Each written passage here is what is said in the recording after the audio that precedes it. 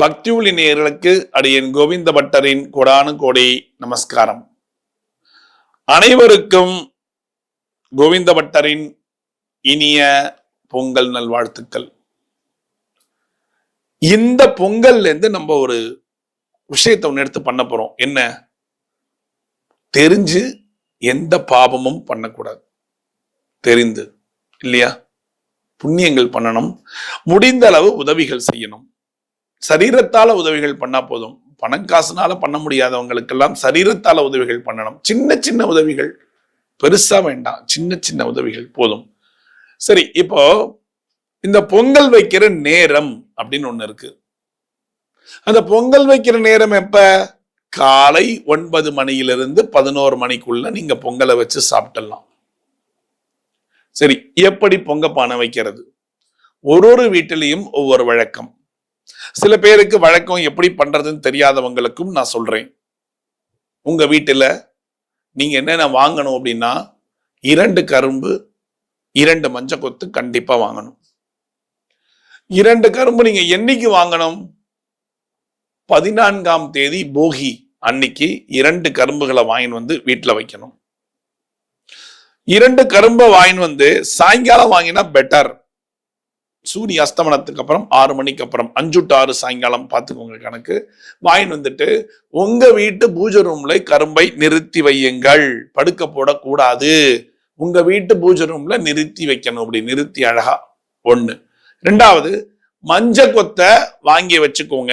உங்க பூஜை ரூம்ல ஒரு பலகா போட்டு அந்த பலகால கோலமிட்டு அதுல படுக்க வச்சுக்கோங்க மஞ்ச கொத்தை. இது எப்ப பண்ணணும்? 14ஆம் தேதியே எல்லாம் ரெடியா இருக்கணும்.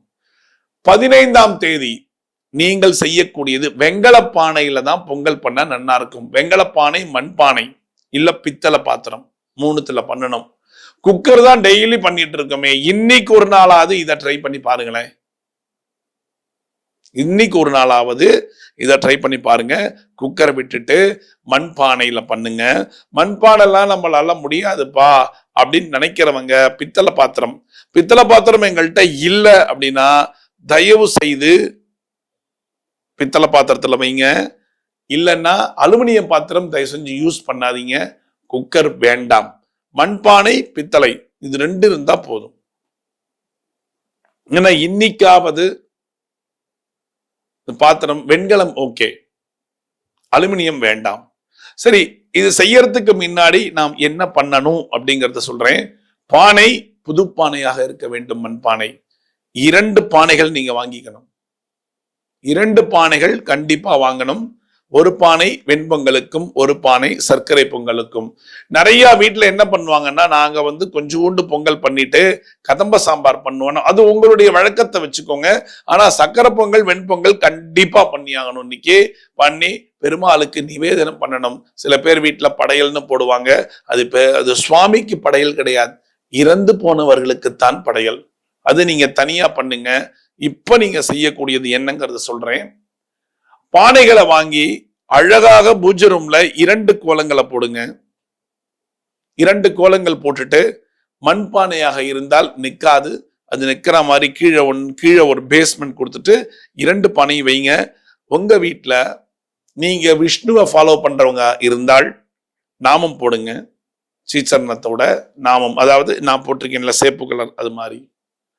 இல்ல நாங்க சிவனை ஃபாலோ பண்றவங்க இருந்தா பட்டை போட்டு நடுவுல குங்குமத்தை வைங்க. அது அம்மன் யாரா இருந்தாலும் சரி. நாங்க அம்மனை ஃபாலோ பண்றோம். யாரு உங்களுடைய குலதெய்வம் என்னவோ நீங்க அது ஃபாலோ பண்ணா இன்னும் நல்லா இருக்கும். சில பேர் வீட்டுல ஐயனார் இருக்கும், அவங்க நாமம் தான் போடுவாங்க. நாமம் போடுங்க. இல்ல நாங்க வந்து எப்பொழுதுமே சிவன் தான் சொல்லுவோம், ஓம் நமச்சிவாய, அப்ப பட்டை போடுங்க. அம்மனை செவிச்சாலும் பட்டை தான். இது 2 தான். இல்ல நாங்க வந்து மாத்வாஸ் சொல்லுவாங்க, ராவுஜி, அவங்க வந்து அவங்களுக்கு ஏத்த மாதிரி என்னென்ன அவங்களுடைய வழக்கம், குல வழக்கம்னு ஒண்ணு இருக்கு, அதன்படி நீங்க போட்டு பொங்கல் வைங்க. இது வச்சாச்சா? சுவாமிக்கு நேர அந்த பொங்கல்ல தண்ணி ஊத்துங்க. ஒரு பாத்திரத்துல எடுத்துட்டு வாங்க. அந்த பொங்கல் பானையில தண்ணி ஊத்தும் பொழுது மந்திரத்தை சொல்லி தண்ணி ஊத்துங்க. என்ன மந்திரம்னா சிம்பிளான மந்திரம், எல்லாத்துக்கும் ஏத்த மந்திரம். சர்வம் ஸ்ரீ கிருஷ்ணார்ப்பணம்னு 3 தடவை சொல்லுங்க. யாரா இருந்தாலும் சிவனாக இருந்தாலும் சரி, பெருமாளாக இருந்தாலும் சரி, குலதெய்வம் யாராக இருந்தாலும் சரி, எப்பேற்பட்ட யார், அதாவது அம்மன், எந்த குலதெய்வம் வந்தாலும் ஒரே ஒரு வார்த்தை, சர்வம் ஸ்ரீ கிருஷ்ணார்ப்பணம் அப்படின்னு சொல்லி தண்ணியை ஊத்திட்டு உங்களுடைய குலதெய்வத்தை வேண்டிக் கொண்டு அந்த பானைக்கு மஞ்ச கொத்து இருக்குல்ல, அதை அழகா கட்டிடுங்க. மஞ்ச கொத்து கட்டிட்டு கடவுளை வேண்டிக் கொள்ளுங்கள். குலதெய்வத்தை வேண்டிக் கொண்டு எக்காரணத்தை கொண்டும் எங்கள் வீட்டிலே குலதெய்வத்துடைய கடாட்சம் இருக்க வேணுமாய் பிரார்த்திக்கிறோம். அதே மாதிரி இன்று சூரிய பகவானையும் பிரார்த்திக்க வேண்டும். அப்ப என்ன சொன்ன, ஓம் நமோ சூரியாய நமக அப்படின்னு 3 தடவை சொல்லுங்க. ஓம் நமோ சூரியாய நமக அப்படின்னு சொல்லிட்டு அந்த பானைய உங்க வீட்டுல இருக்கிறவங்க பெரியவங்க கையில கொடுங்க. எங்க வீட்டுல எங்க அப்பா இல்ல, எங்க அம்மா தான் இருக்காங்க, அம்மா வைக்கலாமா? என்ன விடோ ஆயிட்டாங்க, அம்மா வைக்கலாமா? தாராளமாக வைக்கலாம். உங்க வீட்டுல இருக்கிறவங்க பெரியவங்க கையில வச்சு வைங்க. இல்ல எங்க வீட்டுல பெரியவங்க யாரும் இல்ல, நாங்க தனியா இருக்கோம், அவங்க ஒரு கிராமத்துல தனியா இருக்காங்கன்னா பரவாயில்ல, குலதெய்வத்தை நன்றாக வேண்டிக் கொண்டு நீங்க உங்க கையில அந்த பானையை எடுத்துட்டு மேல ஒண்ணு கீழே ஒண்ணு கை வச்சுக்கிட்டு குலதெய்வத்தை வேண்டிட்டு மனசார வேண்டிட்டு நேர கேஸ் அடுப்புல வைக்கிறதா இருந்தாலும் வைங்க.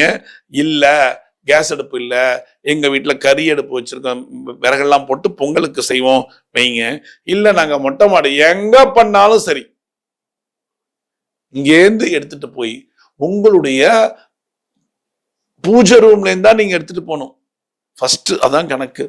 நேர எடுத்துட்டு போய் அடுப்புல வைங்க. வச்சுட்டு தண்ணி கொதிக்கும் போது அதெல்லாம் நீங்க போட்டுருவீங்க, எல்லாம் செஞ்சிருவீங்க. எல்லாம் செஞ்சுட்டு பொங்கல் வரும் பொழுது நீங்கள் பொங்கலோ பொங்கல், பொங்கலோ பொங்கல், பொங்கலோ பொங்கல் என்று கத்த வேண்டும். கத்திட்டு பொங்கல் ஆனப்புறம் ஒரு தட்டு சுவாமிக்கு, இன்னொரு தட்டு நீரோட மாடிக்கு போய் விழாவி கற்பூரம், அதுக்கப்புறம் தூப தீபம், சாம்பிராணி, மணி எல்லாம் எடுத்துட்டு போங்க. நேர போய் ஒரு கோலத்தை போட்டு அந்த கோலத்துல தட்டு வச்சு சூரிய பகவானுக்கு நிவேதனம் செய்யணும். நீர் விழாவி வெத்தலை, பாக்கு, பழம், 2 வெத்தலை, 3 பாக்கு, 2 வாழைப்பழம் வச்சு பெருமாளுக்கு நிவேதனம், சூரிய பகவானுக்கு நிவேதனம் பண்ணணும். பண்ணிட்டு அந்த வெத்தலை, பாக்கு, பழத்தை அப்படியே வச்சுட்டு வந்துருங்க. கீழே வந்து கீழையும் வெத்தலை பாக்கு பழம் இறக்கணும். கீழையும் அதாவது அங்கேயும் வெண்பொங்கல், சக்கரை பொங்கல், கீழையும் சுவாமிக்கு அப்படியே அந்த பானையோட கொண்டு போய் வச்சு துளசியில 2 போட்டு சுத்தி சர்வம் ஸ்ரீ கிருஷ்ணார்ப்பணம் அப்படிங்கிற மந்திரத்தை சொல்லி உங்க வீட்டில் இருக்கக்கூடிய தெய்வங்களுக்கு, போட்டோஸ் தெய்வங்கள் இருக்கா, உங்க தெய்வங்களுக்கு எல்லாம் ஃபர்ஸ்ட் நிவேதனம் பண்ணுங்க. இல்ல பண்ணிட்டு படையல் போடுற வழக்கம் எங்க வீட்டுல உண்டு அப்படின்னு நீங்க உங்களுக்கு நினைச்சீங்கன்னா அந்த படையலுக்கு நீங்கள் செய்த அந்த சக்கரை பொங்கல், வெண்பொங்கல், வாழைக்காய் எல்லாத்தையும் வச்சு உங்க வீட்டுல இருக்கக்கூடிய இறந்து போனவர்களுக்கு நீங்க நிவேதனம் பண்ணணும், படையல் போடணும். கடைசியில தான் அங்க படையல் போட்டுட்டு அதுக்கப்புறமா நீங்க அந்த படையலை நீங்க எடுத்து நீங்க சாப்பிடலாம், வேற யாருக்கும் கொடுக்க கூடாது. அந்த படையல் இல்லாம இது இருக்கா, அக்கம் பக்கத்துக்கு கொடுத்துட்டு நீங்க சாப்பிடலாம். சாப்பிட்டுட்டு நீங்க என்ன பண்ணும், அன்னைக்கு விரதம் கிடையாது, சாப்பிட்டுட்டு எல்லாத்தையும் எடுத்து வச்சிருங்க. எடுத்து வச்சுட்டு நீங்க உங்க வேலையை பாருங்க. கரும்பை எடுத்து நறுக்கி சாஸ்திரத்துக்காகவாது கொஞ்சம் பல்லால கடிச்சு போட்டுடணும். கொஞ்சோண்டு எடுத்து பண்ணுங்க, அவ்வளவுதான். இதுதான் பொங்கல் வைக்கிறதோட இது. பொங்கல் ஏன் வைக்கணும், எதுக்காக வைக்கிறோம் அப்படின்னா, இந்த பொங்கல் பானையில் இருக்கக்கூடிய பொங்கலானது எப்படி பொங்கி வழுகிறதோ அதே மாதிரியான எங்க வீட்டுல சந்தோஷங்கள் என்றென்றுமே பொங்கி வழிய வேண்டும். துக்கங்கள் அனைத்தும் விலகி சந்தோஷங்கள் எங்களுக்கு கிடைக்க வேணுமாய் எல்லாம் வல்ல எங்களுடைய குலதெய்வத்தை பிரார்த்திக்கிறோம்னு அந்த பொங்கல் பொங்கும் பொழுது பொங்கலோ பொங்கல்னு கத்திட்டு உங்களுடைய பிரார்த்தனைகளை என்றும் செலுத்த வேண்டும். இந்த மாதிரி நீங்க ஒரு பொங்கலை கொண்டாடி பாருங்க.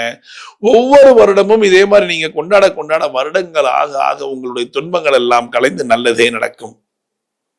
பகவானுடைய அனுகிரகம் என்றென்றும் உங்களுக்கு இருந்தால் நிச்சயமாக உங்களுக்கு இதுதான் நடக்கும், நல்லதே நடக்கும்ங்கிறது நிதர்சனமான உண்மை. இதை செய்யுங்க. இந்த பொங்கல் அதாவது தை பிறந்தா வழி பிறக்கும் தங்கமே தங்கம்னு சொன்னாங்க. இந்த தை பிறந்து விட்டது, இன்னைக்கு தை 1ஆம் தேதி.